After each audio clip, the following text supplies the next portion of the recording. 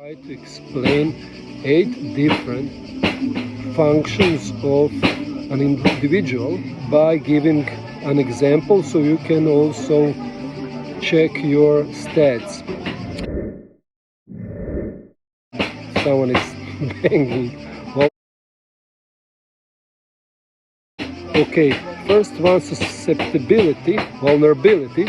It means how easily, for instance, this sound will frighten you, irritate you, disturb you, or stress you out. So people who are high, person who is high with susceptibility, will get easily irritated by this sound, stimuli, or angered, or saddened. So this is susceptibility to stress reactions. People who are low won't react to, for instance, these crickets or banging or whatever. Then we have resistance. This is how resistant are people to shock and stressful reactions.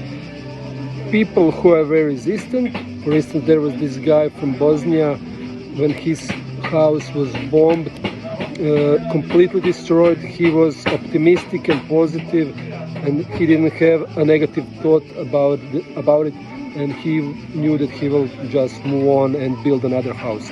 So when the second house was destroyed again, this time by a flood, he did the same and built the third one. Okay. Then we have briskness, or startness, acceleration. So this means when person who has briskness, always ready for action. He won't be reluctant or, doubtful. Preservation. Reoccurrence, okay, when some stressful reaction is started, how long does it last? For instance, you felt angered, and then after 5 minutes, I know a person who is angered again and again and again and again. So this is duration and reoccurrence of stressful reaction, even when stressful stimuli is not present. Liability. This means you won't be bothered or distracted.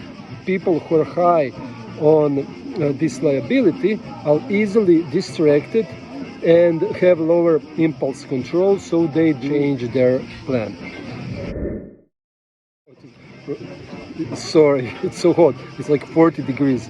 And persistence means that people who are persistent will continue to put effort into things without giving up, and not just be those who are starting things but are not finishers. And we have resilience. Resilience is, so this is how fast you can get over some situation, get yourself back together after traumatic events and so on. How fast do you recover by using coping mechanism or defense mechanism that are mature?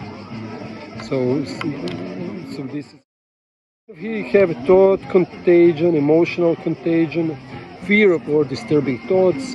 They don't fear them and they just process them, and the other people get very scared.